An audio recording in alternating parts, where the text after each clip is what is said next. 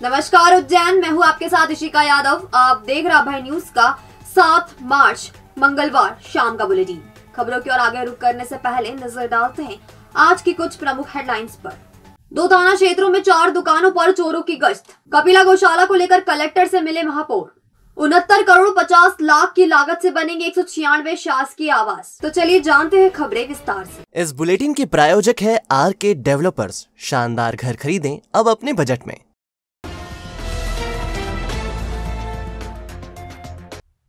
त्योहारों को लेकर पुलिस मुस्तैद है। जगह जगह बैरिकेड्स लगाकर वाहन चेकिंग की जा रही है। शहर में फ्लैग मार्च निकालकर बदमाशों को वारदात से बाज आने की नसीहत भी दी जा रही है। बावजूद इसके चोरों के हौसले बुलंद हैं। सोमवार मंगलवार की दरमियानी रात भी चोरों ने 2 थाना क्षेत्रों में 2 दुकानों पर चोरी की और 2 जगह चोरी का प्रयास किया। 2 थाना क्षेत्रों में एक ही रात में हुई यह वारदात पुलिस की गश्त पर भी सवाल खड़े कर रही है। दरअसल 2 तालाब स्थित मत्स्य विभाग कार्यालय के पास मुनीनगर निवासी हिरेंद्र उर्फ विक्की ठाकुर पिता गजेंद्र सिंह की पान की दुकान है। विक्की ठाकुर सोमवार रात करीब 11 बजे दुकान बंद कर घर गए थे। सुबह जब सफाई कर्मी वहां पहुंचे तो उन्होंने चोरी की जानकारी विक्की ठाकुर को दी। विक्की जब मौके पर पहुंचे तो दुकान का साइड से ताला टूटा था और सामान अस्त व्यस्त पड़ा था। उन्होंने बताया कि दुकान से करीब 70-80 हजार रुपए के सिगरेट और पाउच के पैकेट गायब हैं। इसके अलावा गले में रखे 10,000 नगद भी चोर ले गए। चोर केवल 1 रुपए का सिक्का छोड़ गए। चोरी की शिकायत फरियादी ने नानाखेड़ा थाने में दर्ज करवाई है। सिगरेट सारी गई है और पाउच के पैकेट झोला का झोला ही गायब कर दिया है। वो ले गए उठा के 80,000 रुपये का माल गया। आपको मालूम पड़ा? 11:15, 11:30, 9:30 9 बजे। तो यहाँ पे चाय की दुकान है चौराहे पे। उनको सफाई कर्मचारी ने बताया कि वहाँ का ताला टूटा हुआ है। उसका नंबर मेरे पास था तो उसने फ़ोन लगाया कि भैया मैं आया तो देखा गल्ला पूरा खाली कर गए हैं। जो उसमें 4-5 हज़ार की चिल्ला और 2-3 हज़ार के 50-100 के नोट थे, 50 और 10 और 20 के नोट थे, वो भी ले गए। सिर्फ 1 रुपये छोड़ गए उसमें। इसी तरह 2 तालाब के दूसरे छोर पर शनि मंदिर के पास मॉडल स्कूल के पीछे गांधीनगर में रहने वाले रामचंद्र पिता मांगीलाल बेतोड़ की भी पान की दुकान है। यहाँ भी चोरी का प्रयास किया गया है। चोरों ने दुकान का दरवाजा तोड़ने का भरसक प्रयास किया, लेकिन ताला मजबूत होने से वे सफल नहीं हो सके। रामचंद्र मंगलवार सुबह दुकान खोलने पहुंचे तो दरवाजे की हालत देख दंग रह गए। 2 तालाब का यह हिस्सा नीलगंगा थाना क्षेत्र के अंतर्गत आता है। रामचंद्र ने थाने में शिकायत की है। वहीं 2 तालाब से कुछ ही दूरी पर दीनदयाल कॉम्प्लेक्स के सामने वेदनगर निवासी आशीष पिता मोहनलाल भट्ट की राज राजेश्वरी नाम से फोटोकॉपी और जनरल स्टोर की दुकान है। आशीष भी मंगलवार सुबह दुकान पहुंचे तो शटर में लगा एक तरफ का ताला कटा हुआ था, जबकि दूसरी ओर के ताले की हालत खराब थी। यहाँ भी चोर ताला नहीं तोड़ सके। आशीष ने दुकान में लगे CCTV कैमरे चेक किए तो उसमें 3 बदमाश ताला तोड़ते हुए नजर आए। चोर रात करीब 2:35 से 2:45 तक लगभग 10 मिनट तक ताला तोड़ने की कोशिश करते रहे। इस दौरान बदमाशों के हाथ में चाकू भी दिखाई दे रहा है। चोर वारदात के प्रयास के बीच में वाहनों की आवाजाही देखकर सोने का नाटक करते भी दिखाई दे रहे हैं। फोटोकॉपी दुकान संचालक आशीष भट्ट ने भी नीलगंगा थाने में शिकायत दर्ज करवाई है। CCTV कैमरा चेक करा तो रात को 2:35 पर आए थे। 3 लोग थे वो।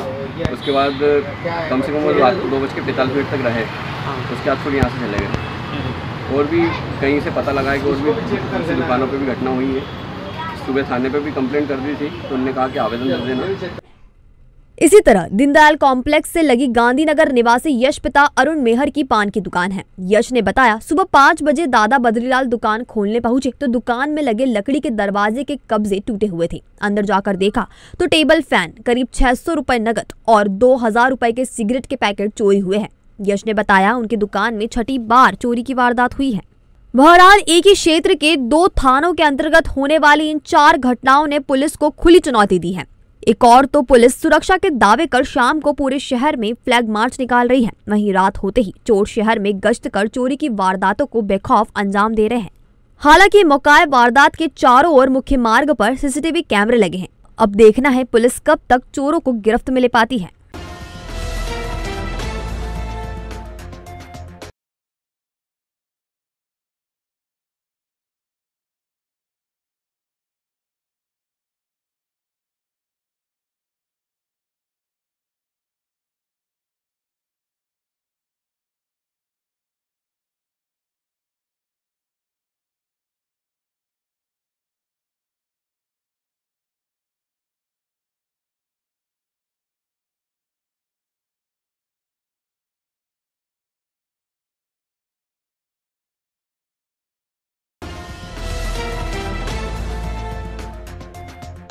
महापौर मुकेश ऊंटवाल ने सोमवार को कलेक्टर कुमार पुरुषोत्तम से मुलाकात की। इस दौरान नगर निगम द्वारा रत्नाखेड़ी में संचालित कपिला गौशाला का संचालन महाकाल मंदिर प्रबंध समिति को सौंपने का प्रस्ताव रखा। साथ ही बाबा महाकाल के सवारी मार्ग को व्यवस्थित एवं सुंदर बनाए जाने पर चर्चा की। महापौर ने कलेक्टर से चर्चा करते हुए कहा कि श्रद्धालुओं की धार्मिक भावनाओं को दृष्टिगत रखते हुए निगम द्वारा संचालित कपिला गौशाला का संचालन श्री महाकालेश्वर मंदिर प्रबंध समिति द्वारा किया जाए, जिसमें नगर निगम का भी सहयोग रहेगा। दरअसल इस समय कपिला गौशाला में 1000 से अधिक गाय हैं, जिनका सारा खर्च निगम द्वारा वहन किया जाता है। साथ ही गौशाला के संचालन में कई अनियमितताएं भी समय समय पर सामने आती हैं। यदि इसका संचालन महाकाल प्रबंध समिति करती है तो खर्च कैसे वहन किया जाएगा, इस बारे में अभी तक कोई निर्णय नहीं लिया गया है। साथ ही सावन भादो मास में निकलने वाली बाबा महाकाल की सवारी में बड़ी संख्या में श्रद्धालु शामिल होते हैं। सवारी मार्ग को सुव्यवस्थित करने के साथ सौंदर्यीकरण एवं चौड़ीकरण करने का प्रस्ताव भी महापौर ने रखा है। इसके अलावा महाकालेश्वर प्रबंध समिति, उज्जैन विकास प्राधिकरण और नगर निगम के सहयोग से कार्य योजना बनाने की बात भी कही है। कल मैंने माननीय कलेक्टर जी और हमारे संभाग आयुक्त जी, प्रशासक जी, इन सब लोगों से मैंने भेंट की है। वहीं हमारे उज्जैन नगर पालिका निगम द्वारा एक कपिला गौशाला का संचालन किया जाता है, जिसमें 1000 से अधिक गौ माता है हमारे वहाँ है। तो मेरा उनको ये सुझाव था कि कपिला गौशाला का जो संचालन है वो महाकाल प्रबंध समिति द्वारा किया जाए। उसके पीछे उद्देश्य ये था कि महाकाल प्रबंध समिति अगर करता है तो लोगों का सीधा गौशाला के प्रति जुड़ाव हो जाएगा। तो इसी उद्देश्य से मैंने उनसे कहा है कि हम इसको आगामी बैठक में प्रस्ताव ला करके और कपिला गौशाला का संचालन महाकाल प्रबंध समिति करे, इससे तो हमने बात की। साथ ही मैंने एक बाबा महाकालेश्वर की जो सवारी प्रति सावन और भादो माह में निकलती है, तो जो सवारी का मार्ग है वो मार्ग भी अति सुंदर होना चाहिए। इतना नहीं होना चाहिए कि जो विकास प्राधिकरण के अंदर 10% राशि होती है, जिस राशि को अन्य काम में खर्च कर सकते हैं, तो उस राशि के से हमारे बाबा महाकालेश्वर की सवारी मार्ग का निर्माण करें। इन सारे विषयों को लेकर कल चर्चा हुई है। श्री विनायक फाइनेंस सर्विस, आपका विश्वास ही हमारा वादा। हमारे साथ आप बड़ी ही आसानी से पाएंगे गवर्नमेंट बैंक या प्राइवेट बैंक से सभी प्रकार के लोन। तो अब कम से कम ब्याज दर पर पाएं home loan, mortgage loan, business loan, personal loan, ग्रामीण क्षेत्र में ग्राम पंचायत के पट्टे पर loan, gold loan, income tax return, दुकान का गुमास्ता, फूड लाइसेंस और सभी प्रकार के इंश्योरेंस के लिए भी विजिट कर सकते हैं। Shri Vinayak finance service B112 Mahakaleshwar नमकीन के ऊपर, इंदौर रोड, उज्जैन। या आज ही कॉल करें 9907432200 या फिर 9111068965।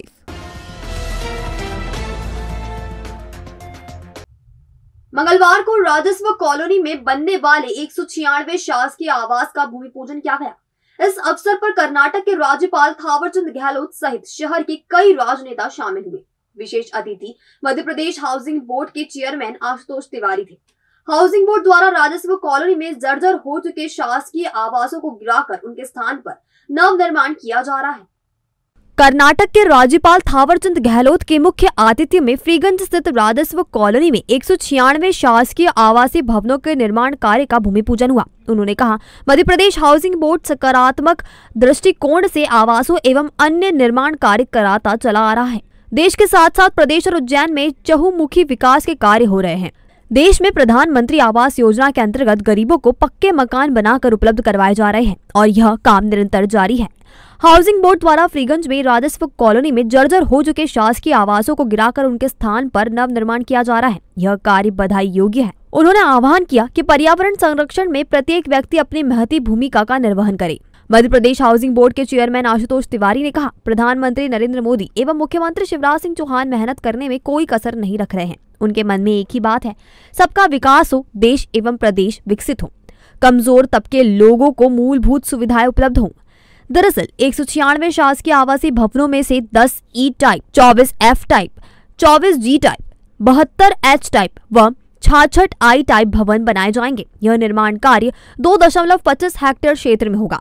इन आवासीय योजना भवनों की लागत 69 करोड़ 50 लाख से अधिक रहेगी। पुनर्घनत्तीकरण योजना के तहत यहाँ 40 करोड़ रुपए की लागत से 196 आवासों का निर्माण होना है। जो शासकीय जो हमारे अधिकारी कर्मचारी हैं उनको वो आवंटित हो। लगातार यहाँ के हमारे जो मध्य प्रदेश सरकार में मिनिस्टर भी हैं, यहाँ के लोकप्रिय हमारे विधायक आदरणीय मोहन यादव जी भी लगातार सक्रिय रह करके कैसे उज्जैन में हाउसिंग बोर्ड का योगदान हो सकता है यहाँ के विस्तारीकरण में, उसके लिए जब जब जैसा प्रस्ताव आता है उस पर हम लोग अमल करने का प्रयास करते हैं और उसको लेके आगे आइए। इंदौर हाईवे पर मांगलिया गांव के समीप 3G डीजे वाहन असंतुलित होकर पलट गया। यह हादसा ओवरटेक करने के चक्कर में हुआ। हालांकि किसी को भी गंभीर चोट नहीं आई। दरअसल डीजे वाहन क्रमांक MP 13GB 4541 तेज रफ्तार से इंदौर की ओर से आ रहा था। ग्राम मांगलिया के समीप ट्रक को ओवरटेक करने के चक्कर में डीजे वाहन अनियंत्रित होकर सड़क से नीचे उतर गया और खेत में जाकर पलट गया। जैसे ही वाहन पलटा, ग्रामीणों की भीड़ लग गई। उन्होंने वाहन के अंदर फंसे लोगों को बाहर निकाला। हादसे में डीजे साउंड का नुकसान हुआ है। वाहन में करीब 4 से 5 लोग सवार थे। गनीमत रही कि किसी को भी गंभीर चोट नहीं आई। भविष्य की चिंता छोड़ो, पंडित गोविंद गुरु से नाता जोड़ो। ना कोई पैसा ना कोई फीस, बस लीजिए गुरु जी का आशीष। आज ही जाने अपनी हर समस्या का समाधान। संपर्क करें 9827030415 या 9302230415। हमारा पता 8 अलगदाम कॉलोनी, सावे रोड, उज्जैन।